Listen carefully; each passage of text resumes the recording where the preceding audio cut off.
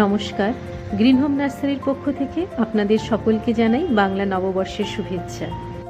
গত ব্লগে আমের যে ভ্যারাইটিগুলি আপনাদের দেখিয়েছিলাম সেগুলি বাদে আর অন্য কি কি ভ্যারাইটি এই মুহূর্তে নার্সারিতে অ্যাভেলেবেল আছে তা একবার দেখে নিই।